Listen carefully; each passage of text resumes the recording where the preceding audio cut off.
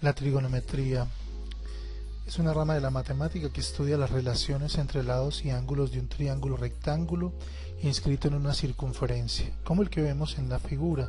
Este triángulo tiene una hipotenusa y los dos catetos. En este caso Y es el cateto opuesto porque está enfrentado al ángulo alfa, y X es el cateto adyacente porque se encuentra a su lado. También este punto P es el punto PX, Y, o sea que tiene una coordenada en X y en Y que le corresponde a este ángulo. El objetivo es encontrar o conocer todos los valores que corresponden a este triángulo rectángulo, pero al menos debemos conocer dos para poder hallar un tercero.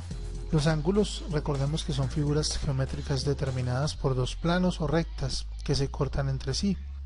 Es la región que se forma entre ellas.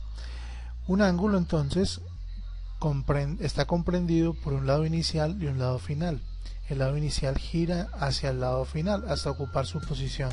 Por tanto, ese giro puede ser en dos sentidos: positivo si lo hacemos en el sentido contrario de las manecillas del reloj, o negativo en el sentido de las manecillas del reloj.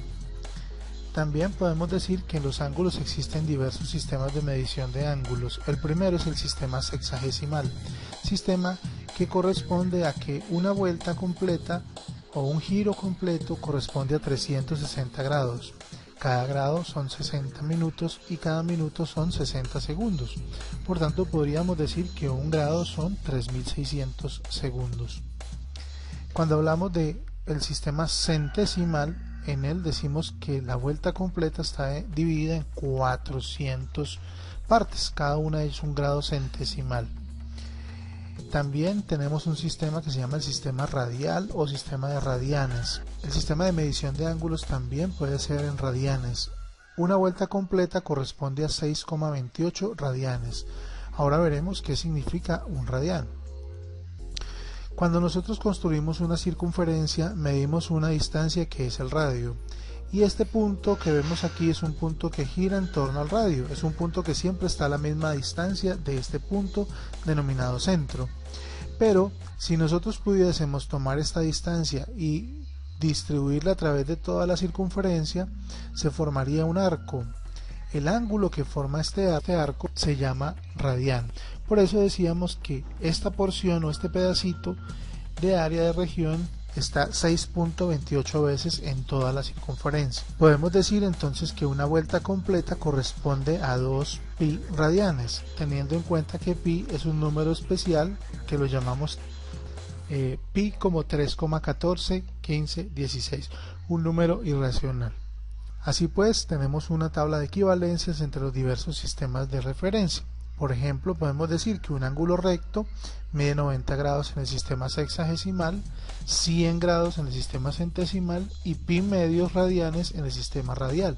Podríamos pasar de radianes a grados o de grados a radianes y así sucesivamente. Una de las características o una de las clasificaciones de los ángulos es según su medida. Un ángulo que mide entre 0 y 90 grados se llama ángulo agudo. Un ángulo que mide 180 grados exactamente se llama ángulo llano. Un ángulo que mide 90 grados se llama ángulo recto. Y un ángulo que mide entre 90 y 180 grados se llama ángulo obtuso. También hay otros nombres cuando ocurren las siguientes situaciones. Por ejemplo, si dos ángulos se suman y su resultado da 90 grados, se les llama complementarios. Por ejemplo, 60 grados y 30 grados, su suma es 90, por lo tanto 30 y 60 son ángulos complementarios. Cuando dos ángulos suman 180 grados, se les llama suplementarios, o sea, uno es suplemento del otro. Cuando un ángulo con otro ángulo suman 360 grados, se le llama conjugado a uno de los dos. Al ángulo cuya medida es 360 grados o es correspondiente a una vuelta completa, se le llama ángulo completo o perigonal. También podemos decir que dos ángulos son congruentes cuando sus rayos coinciden. Las distancias de estos rayos ven que son diferentes, pero coinciden en la apertura. Los ángulos que son opuestos a un vértice reciben ese nombre, ángulos opuestos al vértice. Y dos ángulos que comparten uno de sus rayos el rayo final del primero es el rayo inicial del segundo, se les llama ángulos adyacentes. Entonces vamos a estudiar lo que son los triángulos. Un triángulo entonces es una figura geométrica formada por tres lados. Así pues, nosotros le damos nombres a cada lado con letras minúsculas. Por ejemplo, en este caso llamamos A, B y C.